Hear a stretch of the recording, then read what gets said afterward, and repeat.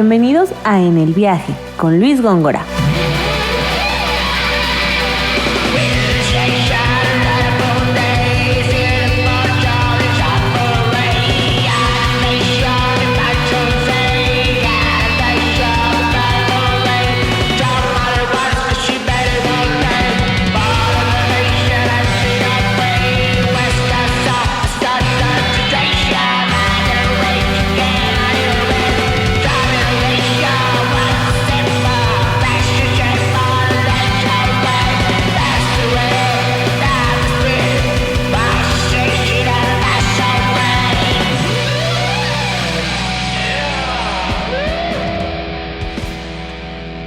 Hola a todos amigos de En el Viaje, estamos aquí grabando la edición número 8 del podcast de la primera temporada de ¿Por qué viajamos? Esta ocasión es un programa especial en el que tenemos a una invitada que ya había estado en el programa anteriormente, pero resulta que tenemos que hablar con ella porque ella tiene una experiencia muy padre que contarnos.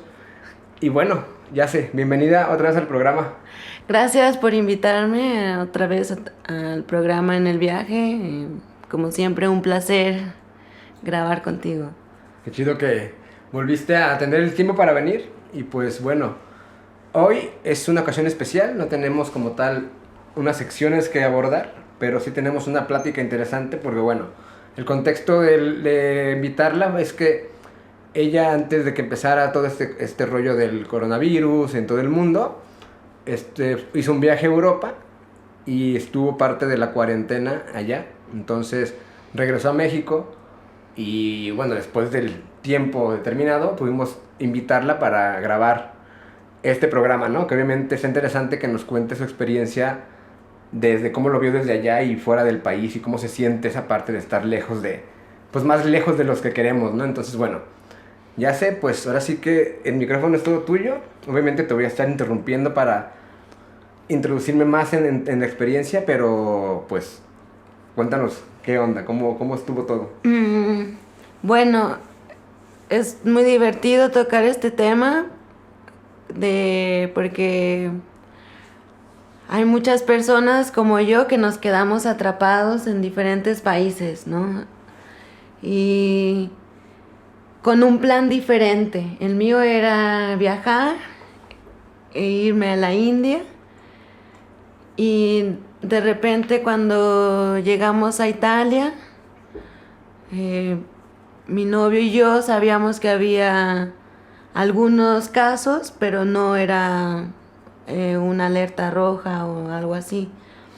Y de repente 2 semanas y media después, todo cerrado, no puedes salir. Y allí es cuando dices, bueno, no salgo, ¿no? O sea, está pasando algo, está bien, no voy a salir.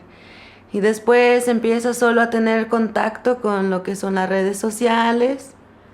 Y bueno, es el medio por el que te empiezas a comunicar. Entonces toda la información de todas las personas, de todos los noticieros, de todo esto que la gente empezó a dar su opinión acerca de lo que estaba pasando, pues empieza ahora sí que el juego en la mente, ¿no? Sí. A pensar en dónde estás. El otro virus, ¿no? Ajá, sí. Y bueno, el por qué no pasó, ¿no? O sea, ¿por qué no pasó el que tu viaje siguiera? Porque igual yo me hubiera podido ir a la India antes de que cerraran Italia y me hubiera agarrado en la India, ¿no?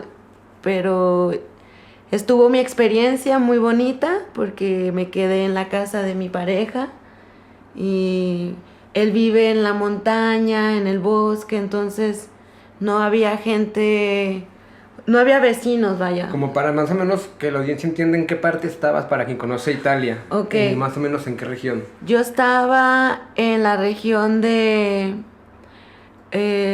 cerca de Perugia, creo que la región es Umbria. Y esto es al norte, creo noroeste de Roma, ¿no? En Italia. Okay.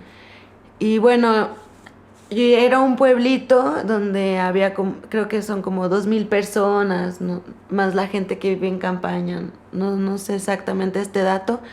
Entonces, pues, no pudimos salir, solo íbamos a las compras. Todo era realmente cerrado. Para eso, antes de entrar en cuarentena, mi último viaje que hice fue a Firenze. Y en Firenze nos tocó ver que claramente había gente todavía un poco así de visitando la ciudad, pero eran muy poquísimos, ¿no? No como normalmente. No como normalmente. Y bueno, entonces ya en Firenze se sentía como un poco el miedo de las personas. Todavía no era cerrado, pero no había tanto. O sea, ya estaban cerrados los vuelos, ya no podías volar a Italia, pero la gente que estaba ahí todavía podía moverse. Y ya experimentabas algo como un poco de miedo. Pero después... Se sentía como la... Sí, como la gente que te estaba dando sirviendo la comida. Era como, quién sabe de dónde viene, ¿no? El turista o dónde estuvo la última vez, así. Una historia así se sentía. Y bueno, al día siguiente, cerrado, así, muy rápido. Después de un mes, yo creo que empiezas a entender que ya no es una cuarentena y se siente más como un aislamiento. Entonces yo escuchaba solo las noticias o la información que me contaban de lo que pasaba, pero siempre en casa, porque al final te multaban. Era una historia así como que quien estaba pasando una cuarentena en la ciudad era más fácil que te multara por salir que alguien que estaba en la montaña, ¿no? Sí. Entonces yo pues la pasé bien, ¿no? Mi cuarentena fue como un encuentro conmigo misma, más bien. Sí, te sirvió un poco estar aislada de todo sin tener como el contacto directo con el problema como era en la ciudad, ¿no? Como ese miedo, como lo dices. Yo creo que estar lejos te ayudó también a verlo de otra forma, posiblemente. No sé cómo sea tu experiencia desde ese lado.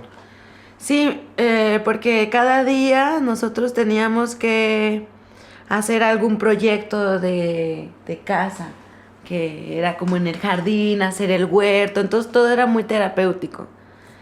Cada día nos despertábamos y era como, vamos a limpiar el jardín. Entonces esa experiencia era muy bonita, pero claramente todo el miedo que entraba era por medio de lo que yo leía en las redes sociales. Después entró la preocupación de qué está pasando con esto, ¿no? O sea, tanta gente que está muriendo, ¿qué vamos a hacer? Yo ya me imaginaba, ¿no? De mi familia, quería estar con mi familia. Sí. Ahí hubo un punto que claramente quería estar con mi familia, pero yo no podía salir así, como muy fácil. Era todo un asunto con embajada también, vuelos, compañía, cuál compañía está volando, y había vuelos que no podía pagar. Entonces tenía que, o sea, la misma circunstancia de la vida me hacía que me quedara allí más tiempo en la cuarentena, porque por derecho podía volver, más sin embargo no tenía la posibilidad de volver. Entonces cada vez fue una experiencia, porque estaba ese sentimiento de que quiero irme y no puedo. ¿Era por el tema económico? O sea, ¿era muy caro regresar en ese momento? Había unos vuelos como que no puedes pagar. Muy carísimo. Uh-huh. O sea, realmente sí se elevó por el momento toda la situación de los aviones, ¿no? O sea, sí fue como algo que disparó posiblemente esas tarifas. Sí, y tampoco todas las aerolíneas tenían vuelos de regreso. Entonces tenías que hablar con la embajada para ver si ellos te podían ayudar a encontrar un vuelo o estas cosas, ¿no? De apoyo, de información. Por ejemplo, en esa parte de comunicarte con la embajada, en tu experiencia, ¿cómo fue el proceso? Porque obviamente para regresar tuviste que hacer todo un rollo, ¿no? Y pues sí, ahí empieza esa cosa que dices, ya quiero regresar, pero se dificultó. Sí, hubo un momento que ¿sabes? Como quería regresar, en mi cabeza era como, si esto está realmente así de mal la situación, me quiero regresar. Y después escribí en Facebook, mis amigos empezaron a buscar información para mí y una amiga encontró un vuelo de Rempatrio que salía de Londres. Y en Londres mandé el email, me dieron un asiento, pero no podía tomar el vuelo Roma-Londres porque no había conexiones, entonces no podía tener un avión. Entonces, sabes, como luego otro intento, ¿no?, de querer salir y habían cancelado el vuelo. Y luego en una ocasión llamé a la embajada y me dijeron que había un vuelo de Rempatrio, que hubo un vuelo de Rempatrio en una fecha en la que yo ya les había marcado. Y esto a mí me puso como muy sentimental, ¿no? El hecho de decirme, hubo un vuelo y yo ya te había llamado y tú no me avisas, ¿sabes? Sabiendo que yo estoy aquí. Pero bueno, al final me explicaron por qué no. Y bueno, era porque el lugar donde yo estaba no era posible llegar, porque moverte en las regiones no era posible. Okay. O por lo menos eso era lo que sabíamos, porque estábamos en casa. Sí. Entonces viví el lado como, digamos, allá la gente que se quedó sin trabajo estaba un poco protegida por el gobierno, más o menos. Uh-huh. Entonces, la gente se quedó en casa. En verdad. Respeto eso. Ajá. Y bueno, ahora la situación está mejor. Pero sí hubo un momento así de que tienes miedo, ¿no? O sea, todos somos vulnerables. Claro. Oye, pues entonces, después de tener ese momento en el que, pues, un poco de difícil, ¿no? Obviamente, el no saber cuál era tu destino en cuanto al regreso, el no poder llegar a otro país para poder llegar a México. Evidentemente viajar en Europa es muy fácil, y entre comillas, pero en este momento pues se volvió un problema, ¿no? Pero bueno, yo sé que después de los problemas, pues siempre hay un aprendizaje. En este caso creo que puedes como contarnos qué es lo que rescatarías de todo esto que te pasó y todo este encierro que tuviste, pues, en otro país durante un problema mundial. Bueno, primero aprendí el idioma, ¿no? Tenía que aprender un poco el idioma para aprovechar, ¿no? El compartir más tiempo con mi pareja también fue muy bueno porque no era el plan de estar tanto tiempo juntos, porque el plan era tomar un rumbo un poquito diferente por algún tiempo y otra vez encontrarnos. Entonces al final nos quedamos juntos. Y la otra que me enseñó a hacer recetas de cocina italiana, y fue muy divertido esta parte porque era como unos cursos de verdad, ¿no? Vamos hoy a hacer lasaña. Yo veía cómo era todo el proceso, ayudaba claramente y después lo hacía yo sola. Y era como, ¿sabes? De decir, puedo hacer una lasaña con pasta fresca, todo, ¿no? Era una cosa muy bonita. Y bueno, también tuve tiempo para leer libros. Y los libros también era como una manera de información que yo pensaba, que me ayuda ahora con esta situación del encierro. Claro. O sea, esas cosas personales de tu pensamiento y de lo que estás haciendo en este momento en tu vida te hace pensar y dices, es ahora el momento en el que tienes que salir. O sea, salir a hacer lo que realmente quieres hacer y no habías hecho. Por otras cosas. Por otras cosas. Entonces, el pasar un encierro así me ha despertado el querer ahora sí hacer lo que quiero hacer. ¿De alguna forma estar en esa situación te motivó a querer hacer cosas nuevas quizá, o cosas que no habías hecho anteriormente por estar fuera de tu lugar quizá?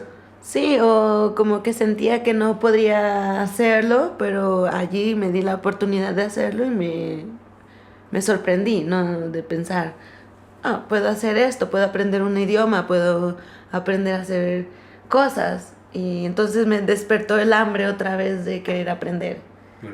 Esto fue una cosa muy bonita. O sea, que realmente es algo que rescatas totalmente y que te quedas con ese aprendizaje que tuviste, aunque estuviste lejos de tu familia, si es algo con lo que te quedas y que, no digo que lo repetirías porque la situación no fue la indicada, pero en un momento dado quisieras volver a tener ese mismo aprendizaje, ya como más consciente.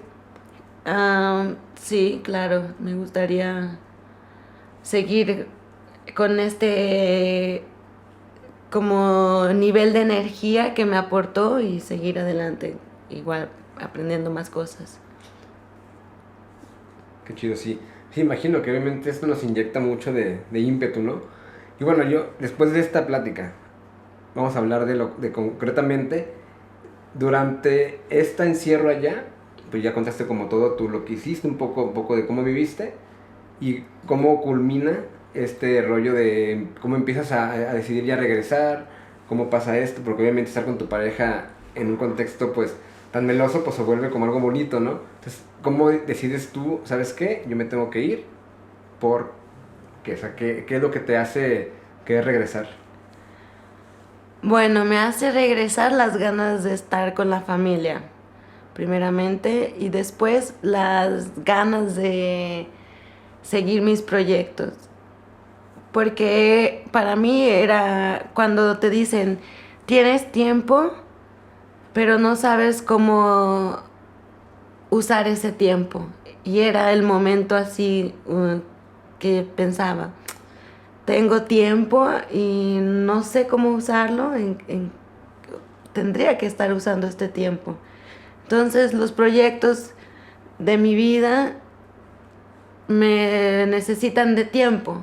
Entonces para mí era el mejor momento de hacerlos y también el mejor momento para regresar a casa, ya que nada de lo que se había planeado entonces era para mí, bueno, estoy en casa con la familia, continúo proyectos y sigo adelante.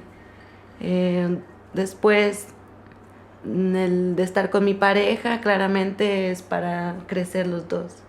De igual manera, las personas siempre tenemos cosas que hacer.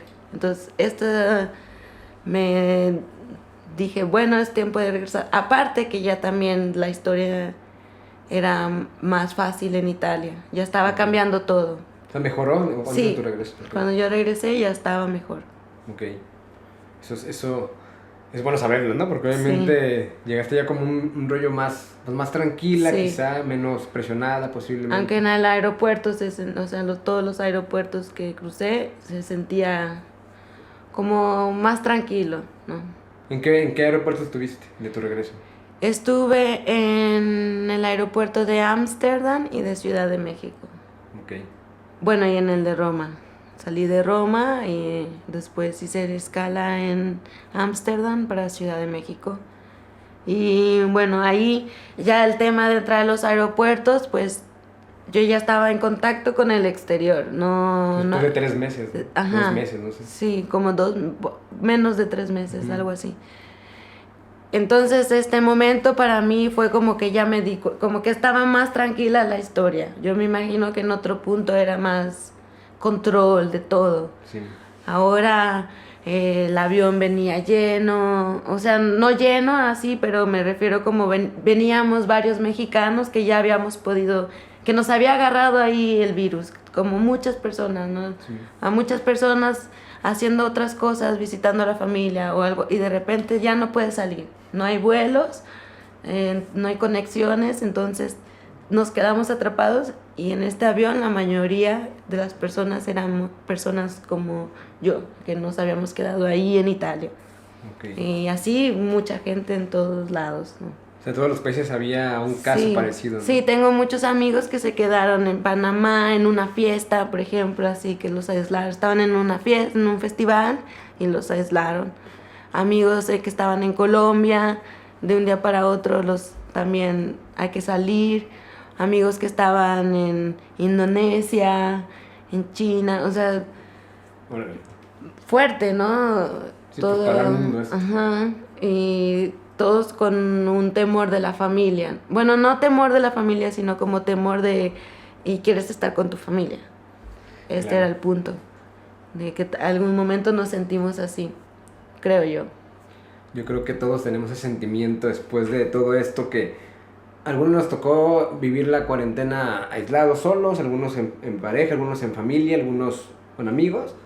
Pero evidentemente yo creo que en todos los casos siempre tenemos un faltante, que es no estamos con toda la gente que queremos, ¿no? O sea, Ujú. en contacto siempre, pero no físicamente. Obviamente sabemos de que después de esto hay un después de, que va a ser muy diferente a lo que conocíamos posiblemente. Y la pregunta siguiente viene de esto. Después de todo esto que viviste, después de esta experiencia, después de regresar y estar en un contexto diferente al que estuviste, ¿quién es ya sea ahora o qué está esperando seguir de lo que ella hizo anteriormente, ¿no? Yo espero que todo lo positivo que pensé en, en hacer o todo lo bonito que vi dentro de mí siga, ¿no? Y también siento que las personas también están despertando un lado y este es el lado que a mí me gustaría continuar, ¿no? Seguir así de sentirme que el planeta, o sea, como que esto ya tú lo piensas y dices, bueno, es una cosa a nivel mundial y están pasando muchas cosas y en qué punto como raza humana estamos y qué estamos haciendo bien, qué estamos haciendo mal, es obvio que algo tiene que cambiar y pues para mí ya está cambiando dentro, ya me hizo como sentir que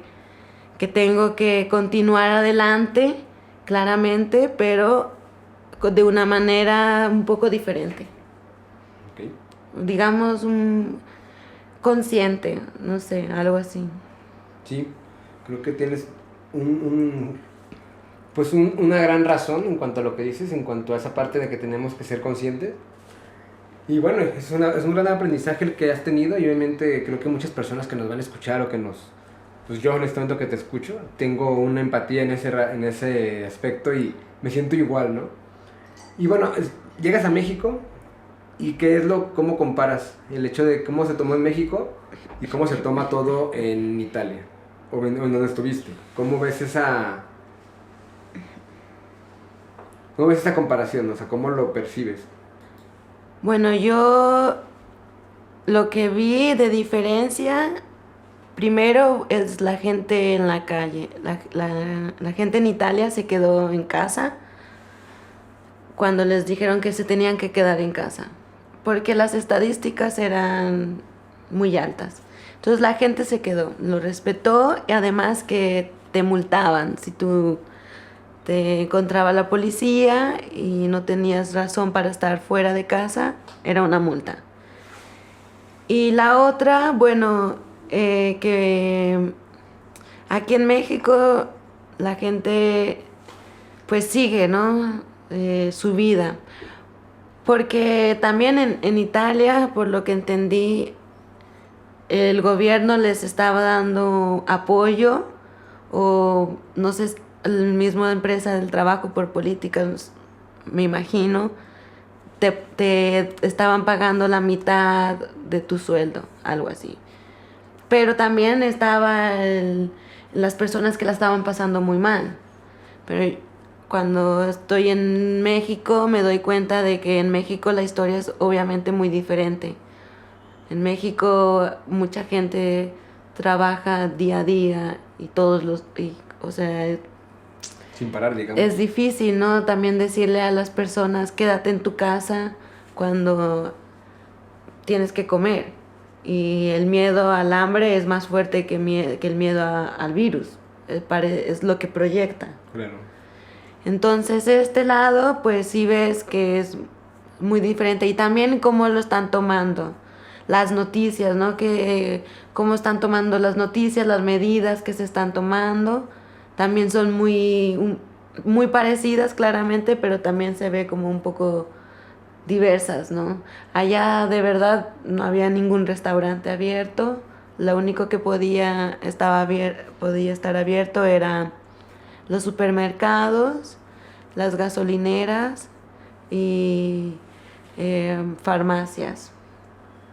Okay. Y bueno, creo que de construcción, pero no había distribución, entonces el material que tenían era lo que vendían.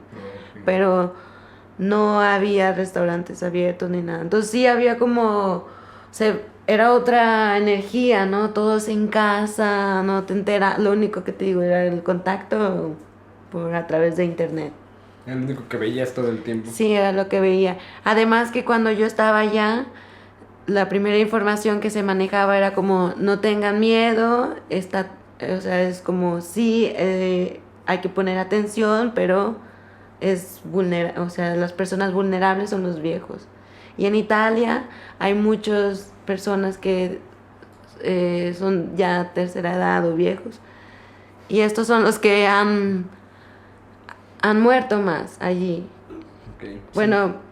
Es lo que en muchos lugares, es ¿no? lo que decían, ¿no? En las noticias. Hay de tanto, pero bueno.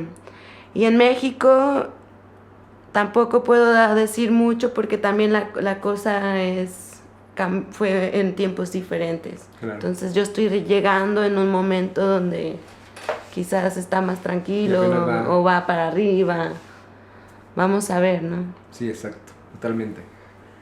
Sí, pues ahora sí que, pues, escuchas esto y como que te mueve la cabeza, ¿no? Obviamente entender cómo es allá, cómo ha sido en otros países, cómo es aquí, cómo lo enfrentamos según tu situación, no es lo mismo, ¿no? Para nadie. Entonces obviamente no podemos juzgar, no podemos decir nada, más bien es entender a la gente que lo hace de alguna forma u otra, ¿no? Creo que es difícil, pero bueno, es algo que tenemos que superar como humanidad. Obviamente no queremos irnos con un tema triste de esto, no queremos irnos con nada, pues que digas, ay, que voy a escuchar este podcast, ¿no? Quiero que esto se vuelva algo bonito, entonces quiero que podamos cerrar con dos cosas, ¿no? Una, que nos puedas decir con qué platillo que aprendiste o cuáles platillos que aprendiste a hacer. Obviamente el entender cómo sucedió el hacerlo, que te quedas, ¿no? Y otra, ¿qué le dejas a la audiencia en cuanto a una recomendación, no tanto como para enfrentar este tipo de cosas, sino en general la vida, ¿no?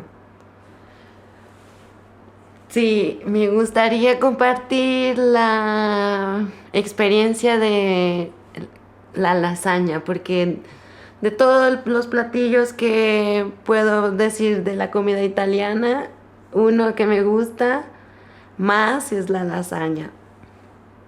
Entonces, yo le he dicho a mi novio Rudra, oye, yo quiero aprender a hacer la lasaña, y él súbito me ha dicho, vamos a aprender, y haciendo todo, ¿no? Desde la pasta fresca, muy divertido, y tienes que estar en acción, en el momento que empiezas a preparar la lasaña hay que estar en acción, porque en lo que preparas la pasta, la masa, hay que dejar reposar, y en lo que estás dejando reposar hay que empezar a preparar el bechamel, que es como lo que le da como el aderezo, digamos. Ajá, como lo cremoso de la lasaña. Uh-huh. Y el bechamel es que tienes que estar ahí, o sea, son 5 o 10 minutos de preparación, pero no puedes... Constantes, ¿no? Ajá, no puedes distraerte, estás haciendo el bechamel, así, eres serio.